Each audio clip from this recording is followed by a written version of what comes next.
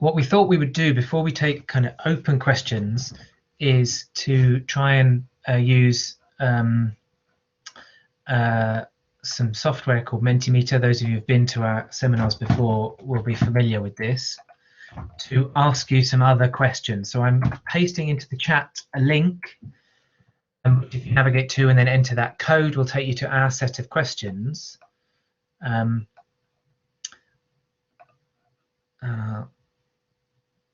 So I'll just move that. So yeah, so if those of you have got a spare window or tab or device available, and then you'll see some questions, and I'm going to share now while the results start pinging in the here we go. You'll see, here we go. So the first question, now for those who are who hopefully most people are able to participate, but for those who aren't, you'll see now the sorts of question we're asking. First question is to ask about what form of temporary infrastructure have people used, and I've suggested some there. So pop-up cycle lane, a modal or a point filter, which is my sort of techie way of explaining a low traffic neighborhood or a active neighborhood.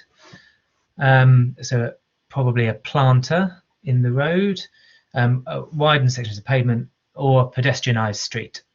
So perhaps unsurprising given, well, A, the type of interventions that went ahead, but the theme of today, there's quite a lot of pop-up cycle lane. That's nice. Okay, so that's the sorts of infrastructure people have used. And I think now if I go like this, we should start to see our next question.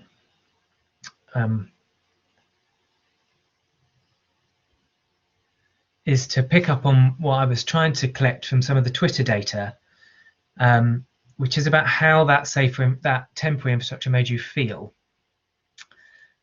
And so hopefully, oh, there we go, look, lots.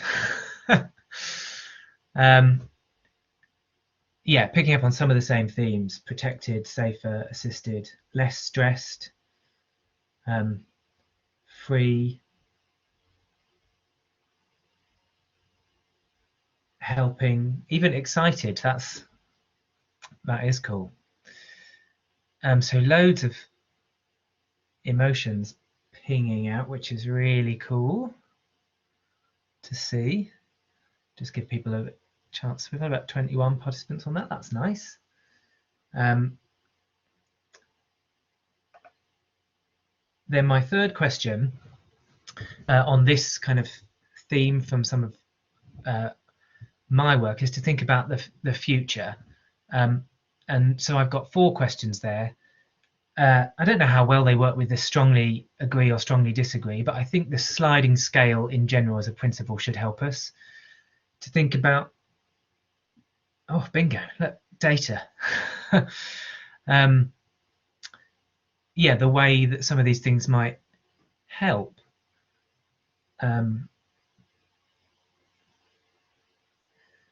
So broadly, it seems like we're suggesting there is support for temporary infrastructure as a good way to test out ideas, and that we should continue to use that strategy post-COVID. So we obviously haven't been put off too much by some of the experiences of COVID temporary infrastructure. I think it's some recognition that maybe there is a tension between different users when it's temporary.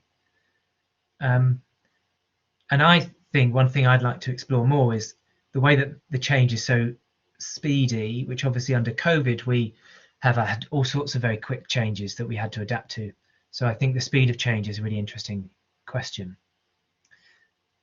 That's really helpful for me, and I think the participation links will allow you to continue.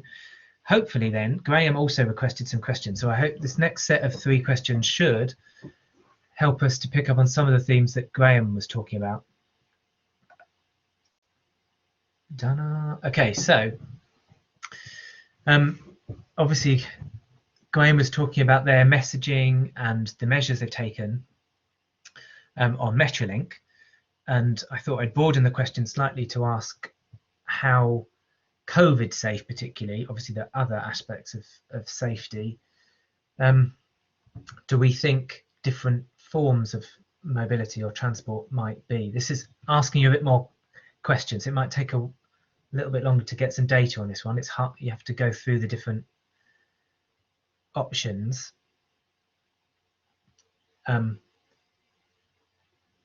Yeah, I guess that walking and cycling being considered the most safe doesn't surprise us, and then closely followed by private car use. I don't know if kind of difference between perceived safety on buses versus Metrolink or trains is interesting. And then in taxis as well, that's interesting to see that. Okay, cool. That's about 24 participants again, so I reckon that's probably a bunch. My next question, another kind of word cloud scenario. So how would you describe your experiences of using public transport, those of you that have used it during some of these restrictions?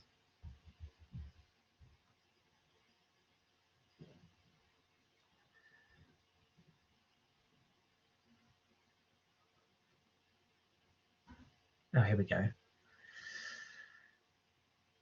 So I suppose a more mixed bag, which is interesting. Both unreliable, stressful, daunting, but also clean, effective, positive.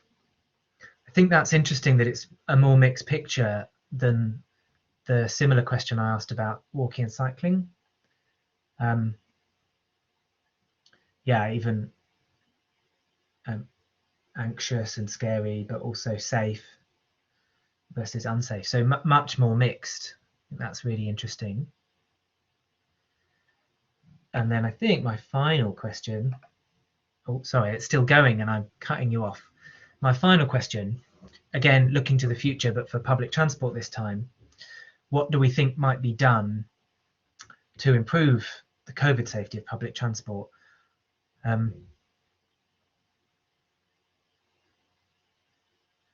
See if there are any ideas that might help Graham and his team at TFGM. Greater enforcement of mask wearing. Yeah, increasing capacity, frequency. Some of these issues we would have said anytime, right? Greater capacity. I live on the Altrincham line. Capacity, frequency. Better ventilation, that's interesting.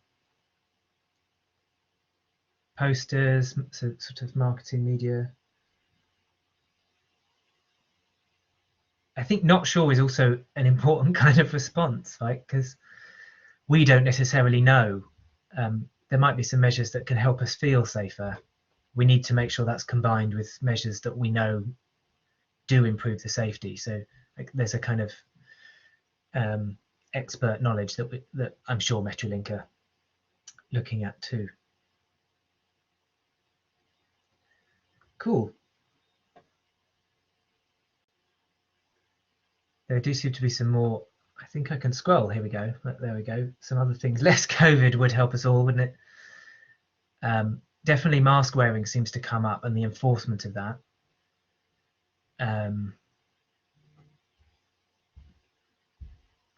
Sanitizer. Cool. Education, education, education. It's like 1997 all over again. Brilliant. That's another group of say 20 or so. So I think that's probably our group most able to participate. In which case, I think I'll hand over to Graham, who's going to facilitate our Q&A. Hello. Yes. Hi. Can you see me? Hopefully. I'll stop sharing. Yeah.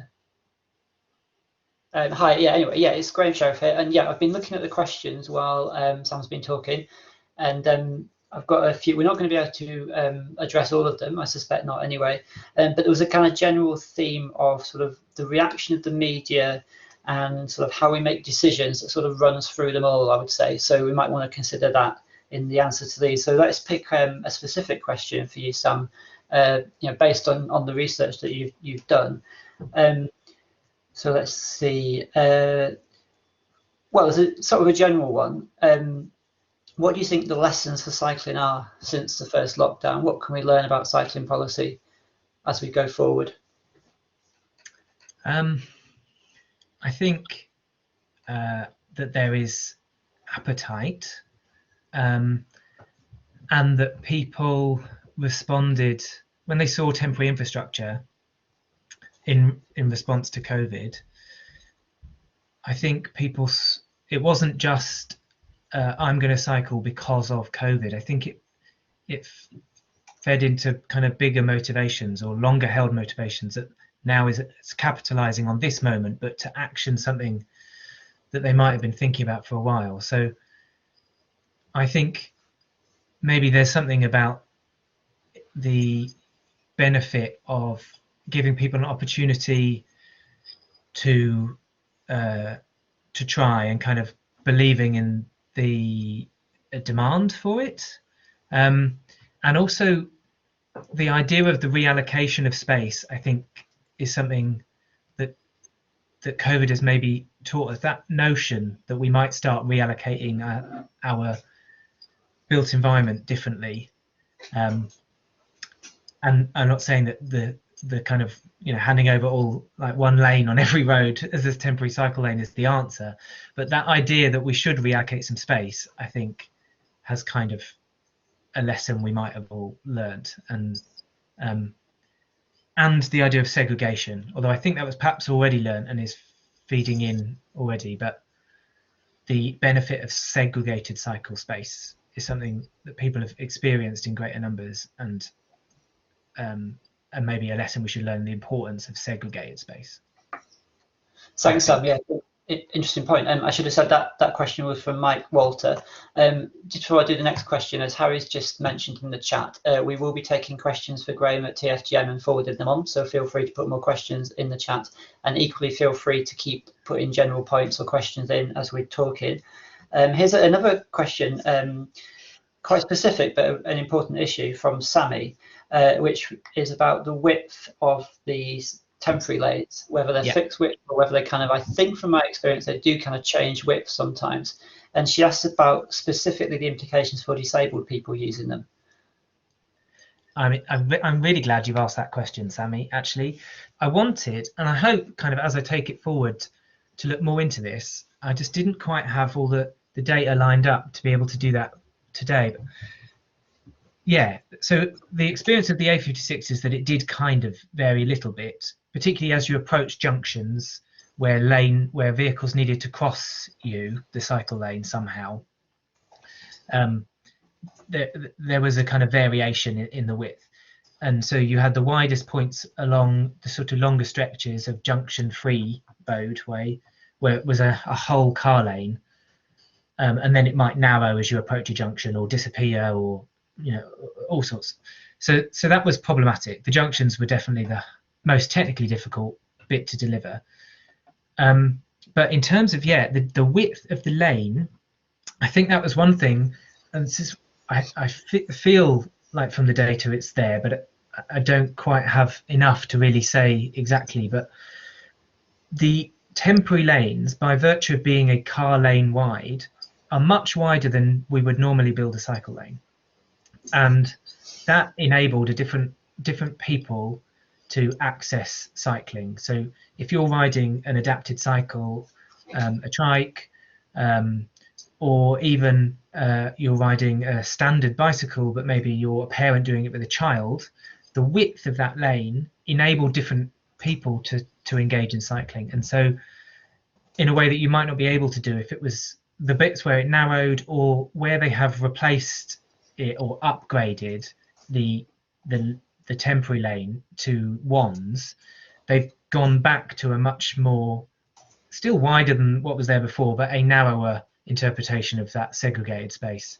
So yeah, the width of how much space you give over to cycling, the width of the lane, I think is something, maybe another lesson we might have learned from COVID, not necessarily on purpose, but because we did have wider lanes, we've learned maybe that actually that enables different people, more people, different ways of cycling. Yeah, so I think width is really important, definitely. Thank you. There's a comment just coming from Alan Boyd saying, yeah, the width also allows for more sociable cycling.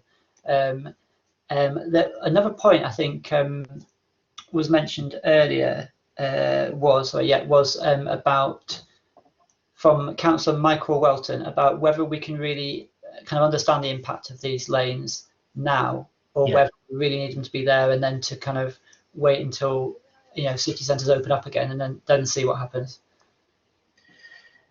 I mean, yeah, I think we're still understanding the impact of these lanes. I think the problem for the A56 is that, in all honesty, it isn't really there anymore. I mean, there are sections of it that still exist, but I went down bits of it recently, and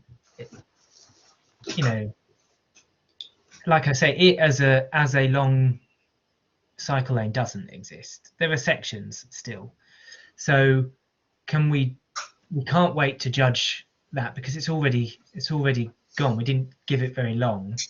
Our I guess our bravery to reallocate space didn't last very long, is a crude way of describing it, I think. But yeah, so we definitely can't understand the full impact of it yet, I don't think.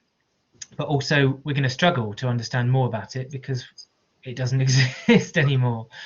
So yeah, although hopefully, and I saw in one of the comments, and I hope this is kind of ticking along, that this idea of installing it, even temporarily, and for the short life it had, that idea stays with the council and with those making future plans to consider how they would bid for funding to do something more permanent. Although it hasn't quite, it's not like the temporary infrastructure lasted until the permanent infrastructure. Hopefully the permanent infrastructure still might come. Yeah, I think that's a bit rambly, but I think, yeah. Thank you. So this question, so you must feel like you're being put on the spot here. This question is from Kate, and it relates to your research of how people spoke about these lanes and how people reacted. And specifically the Extinction Rebellion tactical urbanism, where they did a pop-up cycle lane to make the point that there wasn't an actual pop-up cycle lane there. What did you gather from looking at Twitter and media and stuff about how that was received? Unfortunately, not very much specifically on that. It was hard to really zoom in to that. I mean, you can still see some of the commentary around it, but in terms of the stuff we scraped and acquired, not too much. So it's my understanding of a lot of that is predominantly through. There's some of the materials that were released on XR's own Twitter page. There's a video they produced, which receives generally positive kind of response from their following, obviously, because they're sharing it with their followers. And in the media, it was covered predominantly as a symptom of Manchester's inaction. But I suspect that simplifies the responses, in that some people will have seen it as a particularly dangerous intervention on the street. Thank you. Yeah, there would have been a range of opinion on that. Another issue that was raised was around what we call these lanes, and Jonathan mentioned that some people will refer to them as mobility lanes, but it seems in the Greater Manchester context that policymakers were quite keen to call them cycle lanes. Is this something you came across when you're looking at how people talk about these? Somewhat tangentially, yes. In that you might have noticed that the Wattwide GM image I showed was one that they had updated to describe this lane as these lanes as micro mobility lanes, but the way that it's talked about was basically as a cycle lane, and the Active Travel Fund talks about walking and cycling infrastructure, so it quite quickly reverts to walking and cycling. And when you are talking about these lanes, that seems to quite quickly fall into being described as a cycle lane. yeah, I don't know if there's some concern about the way that it was engineered. Meant there were some pretty sketchy points on it, which would be dangerous for cyclists alongside, I don't know, scooter users or wheelchair users. So difficult to, maybe they were concerned about how different users might navigate some of the more risky junctions. I'm not sure, or whether it was just a force of habit that they revert to cycle lane as their terminology. But yeah, most of the TFGM and the other representations of the space and the discussion of it calls it a cycle lane. It was only really Walk Ride GM that had that discussion about should it be a micro mobility lane. Thank you. Yeah, it does seem that what we call this infrastructure does seem to be quite important in the way people, I think so anyway, in the way people might perceive it and talk about it, and whether they perceive it as something for them, which I think was what Jonathan was getting at in the point he was making in the chat. We're coming to the end. There was one question which I think was an interesting point, but I suspect Sam won't have an answer to, but you never know, which was, in an alternative reality, Cool. where we hadn't built the pop-up cycle lanes, would walking and cycling have increased as much? So have you got your crystal ball or whatever it is when you look back to reality? Good question. I've thought about this a lot, because the whole political debate was sort of as if it not continuing to the city centre somehow made the whole thing pointless, which I don't really ascribe to. I think it definitely had value even without continuing. So would it have, yeah, if we hadn't, I don't know. I suspect that the visibility of these schemes is part of what that we'll learn, and maybe that's something we don't quite know yet, but we may well learn was part of their impact. You couldn't miss them. I mean, the way that the lane on the A56 was talked about, shorthand for it was, even amongst officers within the council when they're speaking about it in public meetings, etc., was just the cones. You can't miss them. They're just the cones. Everyone knows what they were.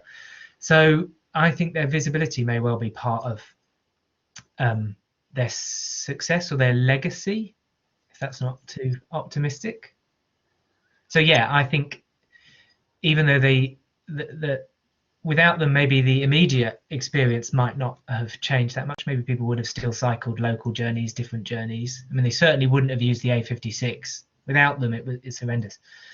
But in the longer term, yeah, maybe they have contributed to this turning point. Well, thank you, Sam. That's very interesting answer and a really good point to end on, I think. Thanks very much for being the panel and fielding the questions so well. Everyone must be sick of my voice. I'm sorry. And I can see the questions and thoughts still coming through the chat. That's great. It's caused quite a discussion, and hopefully we'll continue to do so and leave people thinking about the role of these lanes. So thank you very much. Just before we close, I'll mention our next seminar is going to be about parking, but parking and in a kind of context of making space for modal shifts. So does parking have a role in how we promote active travel, and what might that role be? And it's on the 15th of April at the same time as this one. So we'll be sending more information about that, and I can see Harry's put the link to Eventbrite there, so you can register already.